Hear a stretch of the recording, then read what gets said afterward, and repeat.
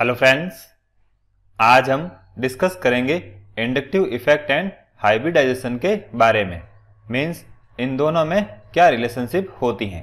अब देखिए, किसी भी कोवेलेंट बॉन्डेड एटम के लिए इंडक्टिव इफेक्ट की बात करें तो वो उस एटम की हाइब्रिडाइजेशन की स्टेट पर डिपेंड करता है। मींस एटम के लिए अगर हाइब्रिडाइजेशन चेंज हो रहा है तो उसके लिए इंडक्टिव इफेक्ट भी चेंज होता है। अब ये कैसे होता है, तो इसके लिए हम कुछ एग्जाम्पल डिस्कस करते हैं। सबसे पहले हम बात करते हैं एक्रेलिक एसिड और प्रोपियोनिक एसिड की। देखिए, इन दोनों एसिड्स की एसिडिक स्ट्रेंथ को अगर हम कंपेयर करें तो एक्रेलिक एसिड प्रोपियोनिक एसिड से स्ट्रॉन्गर होता है।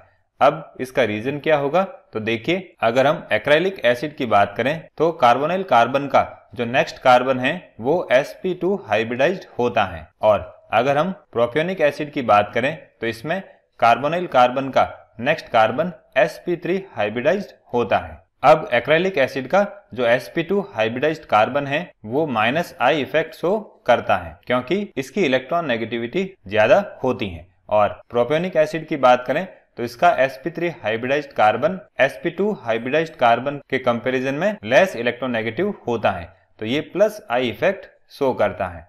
अब एक्रेलिक एसिड के केस में जो ये कार्बन है वो -I इफेक्ट शो करता है। उस वजह से जो इलेक्ट्रॉन डेंसिटी है वो इसकी तरफ शिफ्ट होती है और यहाँ से प्रोटॉन इजीली रिलीज हो जाता है। इस वजह से ये स्ट्रॉन्गर एसिड होता है।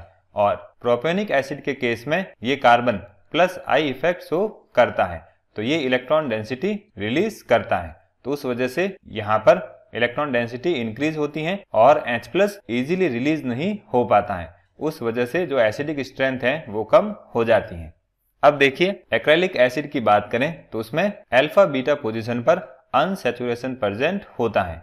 मींस यहाँ पर अनसैचुरेटेड कार्बोनाइल सिस्टम प्रेजेंट होता है और अनसैचुरेशन की वजह से रेजोनेंस होता है, और रेजोनेंस क्या करता है, एसिडिक स्ट्रेंथ को डिक्रीज करता है। तो इस तरह से रेजोनेंस इफेक्ट की वजह से जो alpha beta unsaturated carbonyl system है उसकी एसिडिक स्ट्रेंथ डिक्रीज होती है। लेकिन इस sp2 हाइब्रिडाइज्ड कार्बन की वजह से -I इफेक्ट होता है और एसिडिक स्ट्रेंथ इंक्रीज होती है।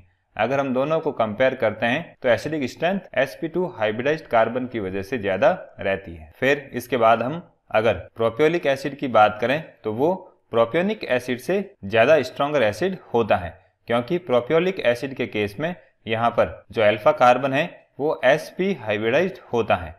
अब इसकी इलेक्ट्रॉन नेगेटिविटी ज्यादा होती है, तो ये स्ट्रॉन्ग इलेक्ट्रॉन विड्रॉइंग इफेक्ट या -I इफेक्ट शो करता है। इस वजह से इसकी एसिडिक स्ट्रेंथ ज्यादा होती है।